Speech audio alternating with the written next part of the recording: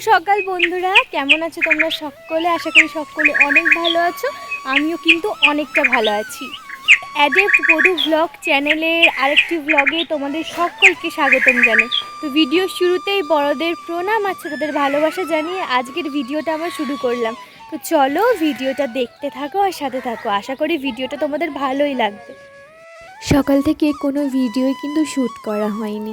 একবারে চলে এলাম রান্নার কাজে এসেছি বলে সেখান থেকেই ভিডিওটা স্টার্ট করলাম। তো দেখো আজ হবে মাছের ঝোল, পটল আলু এসব দিয়ে। তো দেখো তার কারণে কিন্তু মাছটা ভাজতে এসেছি। সোনামা মাছ খেতে খুবই ভালোবাসে, তার জন্য সোনামার দাদু তার জন্য চিংড়ি মাছ কিনে পাঠিয়েছে। এমনিতে তো মাছ খেতে সে ভালোই বাসে, চিংড়ি মাছ হলে তো আর কোনো কথাই নেই। এই যে চিংড়ি মাছগুলো দেখছো, এই চিংড়ি মাছগুলো কিন্তু সবই সোনামার মতো আমিও কিন্তু চিংড়ি মাছ খেতে খুবই ভালোবাসি। সোনামা কিন্তু খাওয়া দাওয়ার দিক দিয়ে একদম আমার মতো হয়েছে। আমি যেরকম সব কিছু খেতে ভালোবাসি, মাছ মাংস ডিম সবজি শাক সব কিছু, আমার সোনামাটাও হয়েছে ঠিক সেরকম আমারই মতো, সেও সব কিছুই খেতে ভালোবাসে। তো দেখো তারপরে কিন্তু মাছের ঝোল বানানোর জন্য মাছগুলো ভেজে নিয়েছি, আর একটু মাছের তেল পোটা ছিল সেটাও ভেজে নিয়েছি। তার আগে কিন্তু ভাতটা রান্না করে ভাতের ফ্যানটা গড়াতে দিয়ে দিয়েছিলাম। এবার ভেজে নিচ্ছি পটলগুলো। আর ওই কড়াইটাতে তো আগে মাছটা ভেজেছিলাম, তার জন্য দেখো কড়াইটা একদম কি অবস্থা হয়ে গেছে। মা ছিল মাঠের কাজ করছিল, মাঠ থেকে আসার পরে স্নান টান সেরে নিল। তারপর আমি বললাম, তোমার যখন স্নান হয়ে গেছে তুমি একটু সোনামাকে ভাতটা খাইয়ে দাও। সোনামাকে ভাত খাওয়ানোর পরে কিন্তু স্নানটা করাবো। তো সোনামাকে দেখো তেলটা মাখিয়ে দিয়েছি অল্প করে। তারপরে সোনামার দিদা সোনামাকে মাছ ভাজা দিয়ে আরও একটু গাজর সিদ্ধ দিয়ে ভাত খাইয়ে দিল। তারপরে আমার মাছের ঝোলটাও হয়ে গিয়েছিল। তারপরে কিন্তু চলে এলাম জামা কাপড় কাচতে। দেখো কতগুলো জামা কাপড় আজ বেরিয়েছে। জামা কাপড়গুলো কাচবো বলেই কিন্তু তাড়াতাড়ি করে রান্নাবান্নাটা সেরে নিয়েছিলাম, যে জামা কাপড়গুলো আমাকে কাচতে হবে আজকেই। কারণ কি বলো তো, কিছুদিন ধরেই বৃষ্টি হচ্ছে, মোটে রোদ করছে না। আজকে একটু রোদ করেছে, তাই ভাবলাম একদমই সুযোগটা ছাড়বো না, এখনই কিন্তু জামা কাপড়গুলো কেচে নেব। আর আমাদের বাড়িতে তো কলে জল আসে 12টার সময়। তো এই 12টার সময় এতটা পরিমাণে রোদ তোমাদেরকে বলে বোঝাতে পারবো না। প্রচণ্ড পরিমাণে রোদ, একদম ঘর থেকে বেরোনোই যাচ্ছে না। কিন্তু তবুও কিছু তো করার নেই, বর্ষাকালে যেদিন রোদ থাকবে সেদিনই রোদের কাজগুলো করে নিতে হবে। তার কারণে কিন্তু আমি সমস্ত জামা কাপড়গুলো দেখো কেচে নিয়েছি। আমার জামা কাপড়, সোনামার জামা কাপড়, সোনামার কাঁথা, আরও যাবতীয় যা যা জিনিস সব কিছু, কিন্তু বাবারও জামা কাপড় ছিল এর মধ্যে। তো দেখো জামা কাপড়গুলো কেচে নিয়ে রান্নাবান্নার যে বাসনগুলো ছিল সেই বাসনগুলোও আমি কিন্তু মেজে দিচ্ছি। বাসনও পড়েছিল বেশ অনেকগুলো। আর আমার সোনামাকে তো তোমরা যারা আমার ভিডিও দেখো তারা হয়তো জানবে, এই তো সবে সবে ব্লগ স্টার্ট করেছি, এখনও আমার কিছুই তোমরা জানো না আমার সম্বন্ধে। তো আস্তে আস্তে জানতে পারবে। আমার সোনামা না অনেক দুষ্টু, অনেক ছটপট করে। তার কারণে কিন্তু সোনামাকে ধরার জন্য একটা লোক রাখতে হয়। কি বলো তো, আমি যদি কাজ করি মাকে সোনামাকে ধরে বসে থাকতে হবে, আবার মা যদি সংসারের কাজ করে আমাকে সোনামাকে ধরে বসে থাকতে হবে। ও এতটাই ছটপটে, একদমই ওকে একা ছাড়া যায় না, কী অঘটন ঘটিয়ে ফেলে। তো তার কারণে কিন্তু মা সোনামাকে ধরে খেলা করছিল ঘরের মধ্যে, আর আমি কিন্তু কাজগুলো সারছিলাম। জামা কাপড় কাচা হয়ে গেছে, বাসনও মাজা হয়ে গেছে। তারপরে কিন্তু আমি ছাদেতে জামা কাপড়গুলো শুকনো করতে দিতে যাচ্ছিলাম। আর তোমরা হয়তো ভিডিওটার মধ্যে দেখে বুঝতেই পারছো কতটা পরিমাণে রোদ। আর আমার ভাই যে এখানে ক্যামেরাটা ধরে একটু কেরামতি মারছিল সেটা তো আমি একদমই জানি না। এই ভিডিও এডিট করতে বসেই কিন্তু ভিডিওটা দেখেই বুঝতে পারলাম যে ফোনটা আমার ভাই ধরে কিন্তু ওপর দিকে দেখাচ্ছিল, সোনামার নিচে এই যে ধুলোবালি ঘাঁটছিল সেটাও দেখাচ্ছিল। তো মা সোনামাকে রেখে দিয়ে একটু নাকি বাথরুমে গিয়েছিল। সেই ফাঁকেই দেখো সোনামা কীরকম একা একা ছাদে উঠে পড়েছে। সে কিন্তু দেখতে পেয়েছে আমি ছাদে এসেছি। দেখো আমি তো দেখে অবাক। মা শুধু একটু কিছু সময়ের জন্য বাথরুমে গিয়েছিল, তখনই সোনামা কিন্তু চলে এসেছে। তাহলেই বুঝতে পারছো তো আমার সোনামা কতটা ছটপটে, কতটা সে চঞ্চল, কতটা দুরন্ত। তো দেখো কীরকম ছাদের মধ্যে এসে ছুটোছুটি করছে। তো তাকে ধরবো নাকি জামা কাপড় শুকনো করতে দেবো কিছুই খুঁজে পাচ্ছিলাম না। তার কারণে কিন্তু তাকে কোলে করে নিয়ে জামা কাপড়টা শুকনো করতে দিচ্ছিলাম।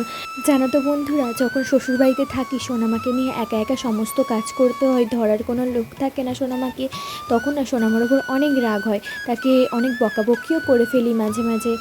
মনে হয় ও অতটা কেন ছটপটে, অনেক তো বাচ্চাদের দেখেছি, ওর মতো এতটা দুরন্ত তো নয়, ও এত দুষ্টুমি কেন করে। সেইগুলো ভেবেই কিন্তু সোনামাকে অনেক বকাবকি করে দিই। আবার সোনামাকে ছেড়ে যদি একটা বেলা থাকি, ধরো সোনামা আমার মায়ের সাথে কোথাও গেছে, যখন এখানে আসি মায়ের সাথে কোনো একটা জায়গায় গেল, বা মায়ের কাছে সময়টা কাটাচ্ছে। আবার 2-4 ঘন্টার বেশি যদি সময় হয়ে যায় আমার আবার সোনামাকে ছাড়া ভালো লাগে না, যেন কি ফাঁকা ফাঁকা মনে হয় নিজের জীবনটা। তো এটাই হচ্ছে মায়েদের মন। আসলে কি বলো তো বন্ধুরা, সবথেকে সত্যি কথা হচ্ছে একটাই, প্রতিটা মায়ের জীবন কিন্তু তাদের সন্তানকে ছাড়া একদমই অপূর্ণ।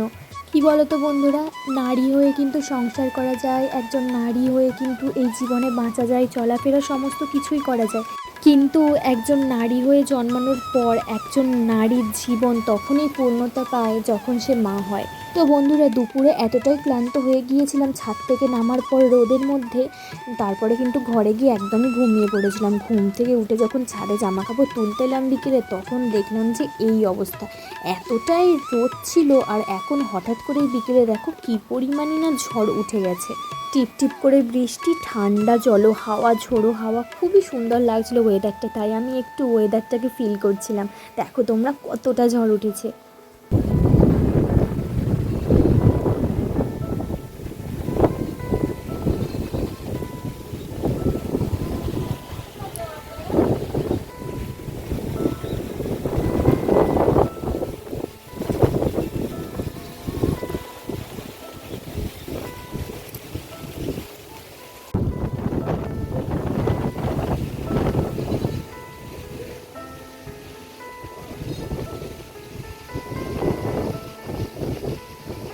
দেখলে তো বন্ধুরা কতটা পরিমাণ ঝড় উঠেছে। আর আমাদের বাড়িটা একদম মাঠের ধারে, তার কারণে কিন্তু ঝড় বা যে হাওয়ার শব্দটা সেইটা কিন্তু একটু বেশি আমাদের মানে এই সাইডটা করে আসে। পাড়ার একদম ভিতর দিকে বাড়ি হলে এই ঝড়ের এই শব্দটা কিন্তু অতটা শোনা যায় না।